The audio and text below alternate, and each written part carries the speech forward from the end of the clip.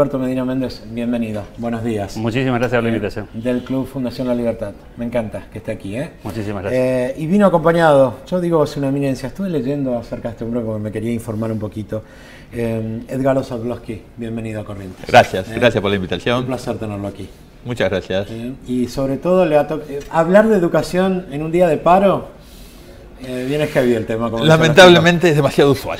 Exacto. Lo pueden ir a ver a Edgardo Zablosky. ¿Dónde va a estar? Contanos. A las 19 horas, el Salón Auditorio del Diario El Litoral, ahí en la esquina de Irigoyen y Rioja, una actividad organizada por el Club de la Libertad y el Diario El Litoral.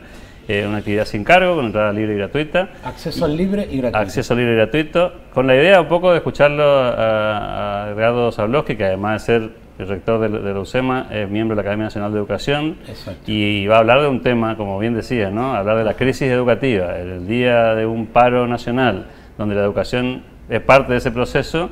Me parece que le da un extra para poder escuchar y saber cómo piensa Edgardo Zablosky que hay que enfrentar la crisis educativa tan terminal que tiene Argentina, a mi juicio, ¿no? Pues son demasiadas décadas de caída libre, aquel sistema que tanto elogiamos y el mundo en algún momento decía que era un modelo, está bastante lejos de lo que nosotros siempre hablamos, ¿no? O sea, me parece que nos quedamos un poco con la historia, con la leyenda, y hoy el sistema educativo muestra sus falencias probablemente a cara descubierta. Ahí estamos viendo la invitación. ¿Es posible enfrentar la crisis educativa? Expone Edgardo Zablosky, que lo tenemos hoy aquí en el programa. Hoy a las 19 horas en el Salón de Conferencias del Diario El Litoral, La Rioja, esquina Irigoyen. Acceso libre y gratuito. Una linda iniciativa de la Fundación Club de la Libertad, que siempre nos sorprende con estos temas.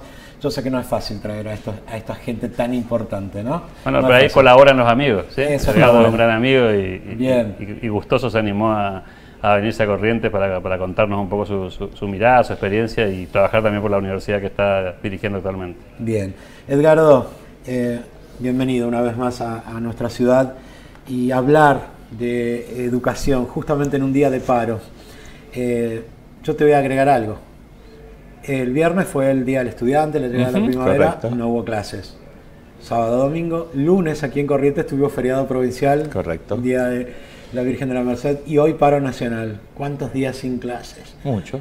¿Estamos en crisis? ¿Nuestra educación está en crisis? Bueno, para empezar, gracias por esta invitación para estar en este espacio. Y sí, creo que nadie duda que la educación está en crisis. Si no hay clases, por más que se tenga estipulado un calendario año por año, 180, 190 días de clase, esos calendarios no se cumplen. El hecho de que los chicos estén en el colegio, vos lo sabés también como yo, no es garantía de que estén aprendiendo algo. La educación está en crisis. Justamente ayer publiqué una nota en un matutino porteño, por los 83 y medio días que un chico que entró en el 2013 a la provincia de Buenos Aires a comenzar su escolaridad y que se gradúa este año, perdió 83 días de clase al día de hoy por paros. Irrecuperables. ¿Y dónde está la igualdad de oportunidades? O sea, un chico que va a un colegio público perdió 83 días de clase si se gradúa a fin de año y todavía falta un par de meses donde puede haber paros. Estoy hablando ausencias por paros. Aparte hay, por supuesto, feriados y otro montón de motivos. Un chico que fue a un colegio privado no los perdió. Hablar de igualdad de oportunidades sencillamente es una fantasía. Es como muchos papás que piensan que el colegio donde van sus hijos está relativamente bien, su educación está bien, pero la educación es un desastre. Y esa es una imposibilidad lógica. ¿Y cuáles son los factores que hicieron que estemos en crisis en el sistema educativo? A ver, es demasiado largo, como bien decía Alberto. Bueno, vengan a escucharme esta noche y lo cuento. Ahí va a estar la clave. Pero realmente en tres, perdóname, sí, que redondeo en un segundo. Para empezar, si no hay clases, nadie puede aprender nada. Exacto. Por ende, los paros docentes son un factor central de la crisis que estamos viviendo y, a mi entender, definir la educación como un servicio público esencial exactamente igual que, por ejemplo, los bomberos, la policía, los controladores aéreos, es algo lógico y lícito. Me dirán que no afecta, no hay un riesgo de vida para un chico porque hay un paro. Sí lo hay. Un chico que no estudió durante 83 días en su escolaridad secundaria por motivo de paro, tiene afectadas sus posibilidades de desarrollo futuro de su vida. La vida no es nada más el riesgo que me peguen un balazo al salir a la puerta, sino no poder desarrollarme en la sociedad del conocimiento que me toca vivir. Es cierto. ¿El factor económico va de la mano con esta crisis educativa? Seguramente sí. Es obvio que sí, negarlo no tiene el menor sentido. La sociedad está en crisis, es mucho más que la educación. La educación no es un comportamiento, no es un espacio estanco de la sociedad, pero más allá del factor económico, la crisis pasa por otro lado. Te pongo un par de ejemplos. Tenemos en el Uruguay, por ejemplo, en Montevideo. En un barrio extremadamente pobre de la ciudad de Montevideo hay dos colegios, el Liceo Jubilar y el Liceo Impulso, que son colegios privados y 100% gratuitos, que están financiados gracias a una ley que existe en el Uruguay, que va, si yo o vos dona 100 pesos, 83 lo puedes deducir de impuestos para este tipo de colegio. Estamos hablando de 83, sí. Es decir, nada más tenés una carga impositiva de 17 pesos. Bueno, esos colegios están generando alumnos del nivel de los mejores colegios de Uruguay. Y son chicos que viven en lo que para nosotros es una villa de emergencia. Por ende, si se quiere, se puede. Es cierto. Ahora le pregunto, porque le escucho hablar de educación pública, educación privada. Un padre que tiene que tomar la decisión, ¿dónde quiere educar a su hijo? ¿Qué tiene que elegir? ¿Educación pública o educación privada? Yo creo que un padre debe tener la posibilidad de elegir. Ese es el tema, hoy no lo tiene. Un papá, por supuesto, de clase media, clase alta, puede elegir, tiene la posibilidad económica de hacerlo. Un papá de una familia de escasos recursos no tiene la posibilidad de elegir, y yo lo que sí creo que todo papá debería tener la opción de responder a la pregunta que vos hacés. Yo creo que el Estado debe garantizar la educación de cualquier y de todos los chicos. Es su rol, pero no tiene por qué proveerla por sí mismo monopólicamente. Traducción, ¿por qué el Estado tiene que financiar escuelas, por así decirlo, en lugar de darle una cierta transferencia, un bono a los papás y que los papás respondan la pregunta que vos hacés? Va a haber papás que prefieren la educación pública, papás que prefieren otro tipo de alternativa por distintos motivos. Puede ser porque el plan de estudio de un colegio le resulta más atractivo, por motivos confesionales o no, pero tiene que existir. No veo por qué no puede existir libertad para que un papá decida qué es lo mejor para sus chicos, mucho mejor que un burócrata. ¿Estamos cerca o lejos de salir de esta crisis? Yo creo que estamos bien lejos, no soy muy optimista. Para salir de la crisis hace falta tomar decisiones políticas valientes. Que no se están tomando. Es que no tiene nada que ver siquiera creó este gobierno. Con franqueza creo que el costo hace falta un estadista, hace falta un Sarmiento, un loco por la educación, que patee el tablero y diga, bueno, los chicos es lo primero, hace falta, te pongo un ejemplo trivial, en esta discusión en la provincia de Buenos Aires, por definir la educación pública como un servicio público, la educación como un servicio público esencial, que lo propone hoy un diputado del partido, del PRO. Lo mismo lo propuso en su momento el vicegobernador de Mariotto, de Scioli, es decir, los propuso la oposición, la cual hoy, por supuesto, se opone a la propuesta actual. O sea, esto es política, ¿no? O sea, por ende hace falta o un acuerdo, como el famoso pacto de Moncloa en España, donde todos nos ponemos de acuerdo y decimos, bueno, la educación de los chicos está primero, o hace falta un Sarmiento. Y no, eso ya es pedir mucho.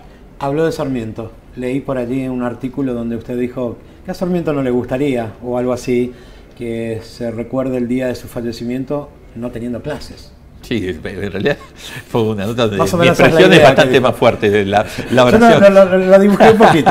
La oración que puse, que se me ocurrió fue, ¿se imaginan lo que opinaría Sarmiento que el día en el cual se lo recuerda no haya clases? Y dije, mejor no lo imaginemos conociendo su carácter. Exacto. Es una locura. O sea, es más, ¿quién se acuerda por qué son los feriados? Exacto. Es interesantísimo. Si no nos animamos a, de alguna forma, enfrentar los paros docentes, por lo menos eliminemos los feriados que nadie sabe por qué son y que los chicos estudien de vez en cuando.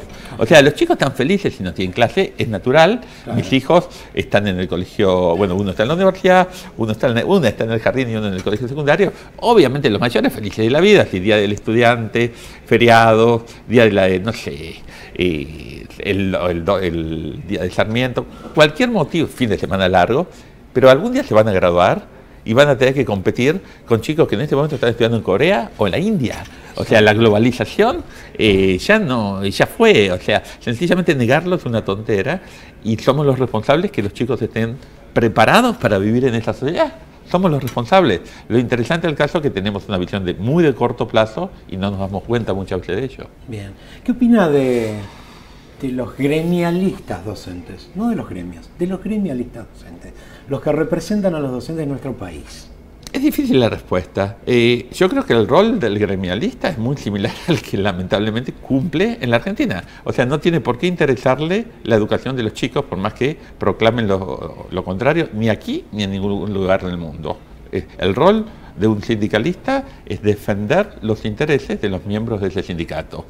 Lo que sucede es que aquí se atribuyen un rol que no cumplen, que no tienen por qué cumplir, que es el rol de velar por la educación, lo cual es falso. Independientemente de ello, es claro que hoy en la Argentina los gremios docentes están alineados con un partido político. Es cierto. Y ahí, más aún, no defienden muchas veces los intereses de muchos y muy buenos maestros. Los maestros cobran muy mal, los buenos maestros, pero hay muchos maestros que no están frente a un aula por los motivos más diversos, que cobran también, mientras haya una escala salarial basada en antigüedad, mientras el estatuto docente garantice estabilidad y no se premie, no se pague por productividad, no se pague, como en cualquier profesión, hay buenos y malos docentes, hay muchos buenos docentes que merecen cobrar mucho más, están los otros. En tu profesión, en la mía, en cualquier profesión es igual. Lamentablemente, el negarlo llega a este escenario. Exacto. ¿La crisis educativa en la Argentina es similar a la del resto de Latinoamérica o es un problema diferente? Es un problema diferente. Es diferente. La Argentina es diferente. ¿Por qué estamos como estamos? La crisis educativa para mí no tiene nada, no es muy distinto al resto de la crisis en la cual vivimos. Claramente la Argentina es un caso de estudio para cualquier académico de ciencias sociales en el mundo. O sea, tenemos todo para ser un gran país. Y bueno, no lo somos. La educación argentina alguna vez fue un faro en Latinoamérica.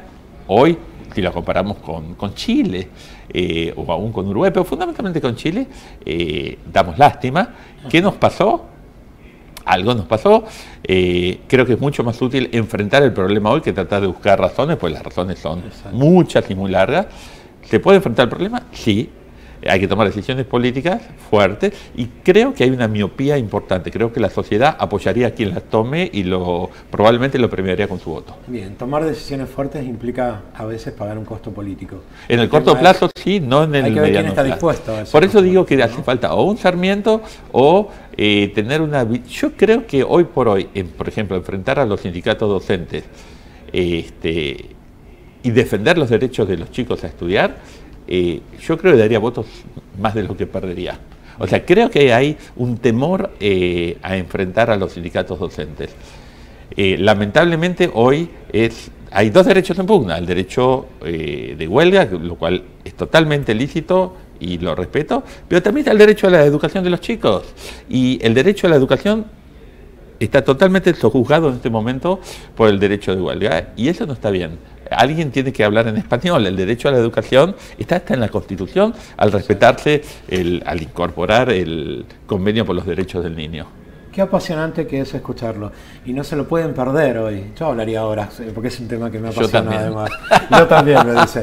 ¿Por qué, a ver, con qué sensación cree usted o qué quiere lograr en esta charla hoy?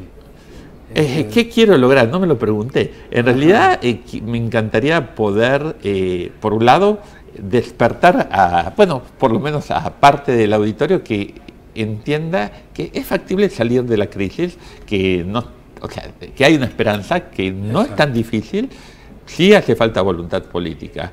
De lograrse eso, más que satisfecho.